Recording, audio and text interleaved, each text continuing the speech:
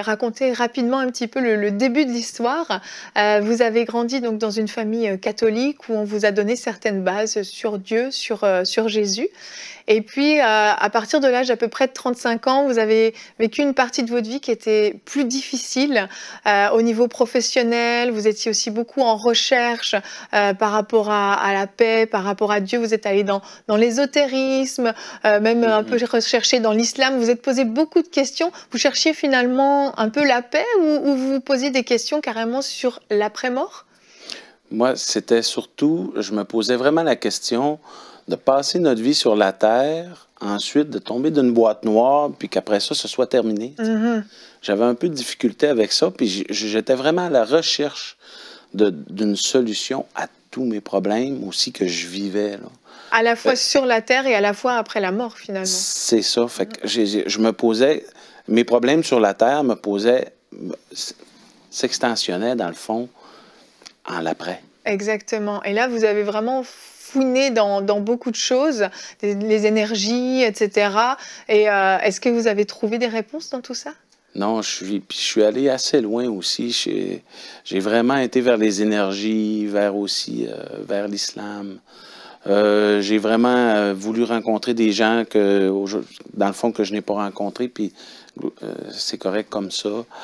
Puis j'étais vraiment à la recherche d'une solution, de vraiment toute la peine que j'avais, toutes les choses que j'avais, je recherchais vraiment qu'est-ce qui se passait pour qu'ensuite on tombe d'une boîte noire puis que ce soit terminé. Ça pouvait pas être juste ça. Ça pouvait pas être juste ça. Souffrir autant sur cette terre pour que finalement tout s'arrête. Et un jour, alors que vous aviez 38 ans, vous étiez toujours dans une phase de recherche, vous êtes allé dormir chez un couple d'amis par rapport à votre travail. Et puis là, le soir, vous vous êtes senti très très mal. Oui. Je travaillais à l'extérieur. Mon emploi m'apportait à l'extérieur. Je travaillais toute la semaine. Et ensuite, les fins de semaine, je revenais à la maison dans mes congés. Cette journée-là, du 17 février, je m'en vais, je travaillais de jour. C'était un lundi. Je travaillais de jour. Je fais mon travail comme toujours. Je reviens chez mon copain que j'habite en chambre pour la semaine. On mange un souper bien ordinaire. Ensuite, je vais me coucher comme à l'habitude, mais cette nuit-là, ça ne s'est pas passé aussi bien. Je suis arrivé vers 11h30 le soir. J'ai commencé à me sentir mal, vraiment mal. Alors, j'ai pris des médicaments. Ça allait mieux. Alors, je suis retourné me coucher. Puis c'est à ce moment-là que quelque temps après ou durant la nuit, je me suis rendormi. Quelque temps durant la nuit, c'est là que ça a moins bien été. C'est ça, vous aviez vraiment l'impression que vous alliez mourir? Ben, moi, je suis arrivé vers, je sais pas, vers 2h, 3h du matin. Je faisais un rêve. J'étais dans une petite boîte noire, puis il y avait une petite lumière dans le coin, une petite lumière blanche. Et j'ai entendu une voix audible, claire. Là. Ça l'a dit, Patrice, va chercher de l'aide. Tu ne te sens plus les jambes et tu ne te sens plus les bras. Wow. Alors, je suis revenu à moi doucement. J'étais couché dans mon lit en sous-vêtements. Alors, je me suis rendu compte, oh, c'est vrai que je ne me sens plus les jambes et que je ne me sens plus les bras. Fait que là, j'ai commencé à me dégourdir tranquillement, en respirant avec une respiration saccadée. Puis là, je savais qu'est-ce que je faisais. Parce que mon père a déjà eu une attaque, mais pas aussi grande, tu sais. Fait que je savais qu'est-ce qui se passait un peu, puis j'avais vraiment une impression, ça y est, j'y passe. Ah là là, c'est horrible. Je ne reviens pas. Alors, je saisis mon cellulaire, je le débranche, je m'assis sur le côté du lit, je m'habille doucement, puis là, je me lève parce que je devais traverser toute la maison pour aller chercher de l'aide. je n'avais qu'une idée en tête, c'était d'aller chercher de l'aide parce que j'avais le cellulaire dans les mains. Oui, vous auriez pu appeler les secours à ce moment-là. C'est ça, mais j'avais qu'une idée, c'était aller chercher de l'aide. Je me suis levé, j'ai commencé à marcher très lentement parce que je n'avais presque pas de respiration. J'ai fait quelques pas et en me dirigeant vers la sortie de la chambre, j'ai dit les plus belles paroles de toute ma vie.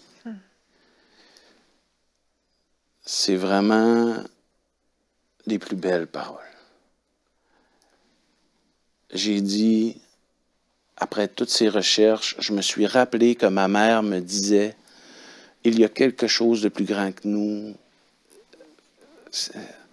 Fait que je me suis vraiment tourné vers Jésus, puis j'y ai dit, Seigneur, à partir de maintenant, je te donne ma vie. Que je meurs, que je reste couché, ou que je me relève, je me relève. C'est à partir de maintenant, c'est toi qui décides. Alors, j'ai traversé toute la maison. Je suis monté les marches très tranquillement. Je suis allé cogner à la porte de la chambre. Ils ont sursauté parce que là, ben oui, c'était durant la nuit. Patrice, qu'est-ce qu'il y a là? Qu'est-ce qui se passe? Ben, j'ai dit, viens. Elle était proposée aux bénéficiaires. Viens. Je me sens vraiment mal. Alors, je me retourne m'asseoir à la table. Elle vient, elle se met au bout de l'îlot. Je la vois, là. Puis elle m'a dit, qu'est-ce qu'il y a là? Ben, j'ai dit, je fais une crise de cœur. Elle dit, arrête, ça se peut pas. J'ai dit oui. J'ai dit, j'ai mal au coude. J'ai mal à la tête. Et j'ai mal au cœur. Et en me prenant le cœur comme ça, j'ai tombé vers l'avant. J'étais étendu par terre. Puis, je me suis frappé la tête. Ça est venu toute noire. J'ai tombé. Puis après, je me rappelle plus de rien. Ben, je me rappelle plus de rien. De ce qui se passait sur la ici. terre, voilà. C'est ça. Puis, je me suis frappé. Puis, j'ai même pas senti, même pas l'équivalent d'une piqûre de moustique. Aucune douleur. Durant tout le temps. Et quand vous êtes... Aucune douleur. Quand vous avez réalisé, en fait, où vous étiez, vous étiez où à ce moment-là? Parce qu'en fait, votre cœur s'est arrêté complètement. Et quand vous avez ouvert les yeux, vous étiez où à ce moment-là? Alors, il se passait plein de choses en bas. Oui. Mais après, je ne sais pas, un petit peu de temps, c'était noir. Puis à un moment donné, je suis arrivé dans un endroit, c'était un lac de feu. Les gens étaient dans le feu environ jusqu'ici. Il y avait un arbre qui se consumait, mais qui ne brûlait pas. Qui brûlait, excusez, mais qui ne se consumait pas. J'étais comme ça, mais comme si j'étais nu. Puis c'est toutes les émotions, la haine, la peur, la colère, multipliées par 1 milliard. Ça écrase.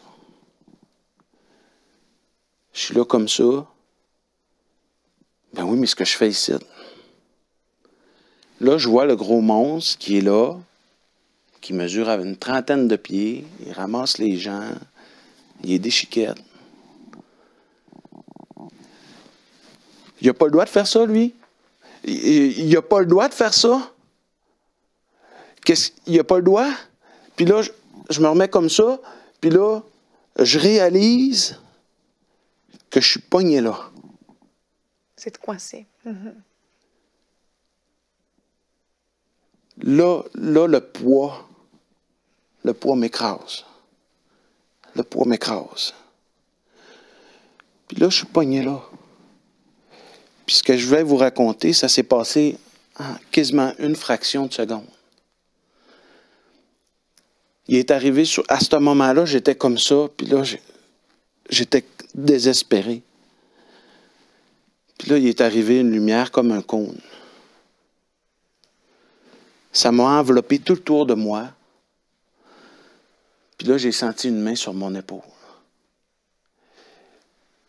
Mais cette lumière-là, contrairement à l'angoisse, à tout, c'est une paix. C'est une paix qui vous transperce comme ça. C'est une paix qui passe au travers de vous. Puis à partir de là, j'ai senti une main, puis on part. J'ai regardé comme ça dans les airs. Puis là, à partir de là, j'ai vu des étoiles qui filaient vite, là, très vite. Puis ensuite, je suis revenu dans ma petite chambre noire. Puis il y avait encore la petite lumière dans le coin. Fait qu'avec cette petite lumière, puis là, j'ai commencé à entendre mon ami qui me criait dans les oreilles. Patrice, Patrice, Patrice, Patrice, Patrice, et de plus en plus fort, et pouf, je suis revenu dans mon corps. Wow. Là, j'avais tellement eu peur, c'était là chez moi, je me débattais, j'étais confus. Vous étiez terrorisé. Hein? Je voulais courir. Je voulais simplement courir. Qu'est-ce qui s'est passé? Là, chez moi, je veux courir. Puis là, la conjointe de mon copain, elle a dit, Patrice, calme-toi, là, t'as fait quelque chose. Il n'était pas capable de me retenir à toute l'équipe. Hein? Là, j'étais couché par terre, je dis, OK. Ça vous a apaisé. Hein? Ouais, ça m'a apaisé, là. Oh, attends un peu, là, il y a quelque chose. Ça m'a apaisé. Je me suis calmé. Puis j'ai dit, OK, j'ai dit, vous pouvez m'embarquer. Et là, en fait, il y a 4 ou 5 minutes qui se sont écoulées pendant lesquelles vous êtes mort, littéralement mort. On a le rapport du médecin qui a été rempli plus tard, qui dit que vous avez été défibrillé 2 fois. Donc, c'est comme ça qu'ils vous ont ramené. Mais ce qui est fou, je suis obligée d'aller très très vite parce qu'il y a beaucoup à dire, mais ce qui est fou, c'est que vous n'avez eu aucune séquelle. Le médecin vous a dit plus tard que vous auriez dû être normalement mort. À 38 ans, il vous a dit normalement on ne vous relève pas. Ou un légume, et vous n'avez aucune séquelle au cœur, aucune séquelle physique nulle part. Vous avez été complètement préservé. Et il y a beaucoup à dire, mais j'aimerais qu'on revienne à ce qui se passe après, parce que cette lumière, vous ne saviez pas qui était cette lumière. Et alors que vous étiez chez vous, en convalescence, vous êtes tombé sur une vidéo sur YouTube qui s'intitulait « La Bible, la foi et le salut ». Et puis vous avez regardé cette vidéo, et au milieu de cette vidéo, on vous parle d'une lumière et on dit que Jésus est la lumière du monde. Et là, vous comprenez, c'était quoi cette lumière? Oui, il présente le verset dans Jean où est-ce qu'il est dit « Jésus est la lumière du monde ». Alors, quand je suis revenu à la maison, j'étais vraiment à la recherche, j'en parlais pas à personne, je ne disais pas qu'est-ce que j'avais vécu. Fait que là, je cherchais vraiment. Je cherchais vraiment. Pourquoi j'ai vu ça? Pourquoi je suis allé là? Je suis une bonne personne, moi. J'aide les gens. Je suis une bonne... Pourquoi j'étais là? C'est quoi cette lumière-là? Il fallait que je comprenne. Oui. Là, j'ai cherché de lien en lien. J'ai tombé sur cette vidéo-là. Puis je croyais que c'était un monsieur qui venait de l'extérieur, qui était très loin. Puis, alors, je cherchais toujours. Puis, 2-3 jours après, ce soir-là, lorsque j'ai écouté cette vidéo-là, je me suis couché dans mon lit et j'ai compris, avec toutes ces choses-là, que c'était Jésus qui était venu me chercher. J'ai compris le sacrifice à la croix. J'ai compris, alors je me suis étendu sur mon lit, repentant. Dire, il a tout fait ça. Il a tout fait ça pour moi. J'étais couché sur le côté, les yeux coulaient. Les yeux coulaient tout le temps. Je n'étais pas capable de les arrêter.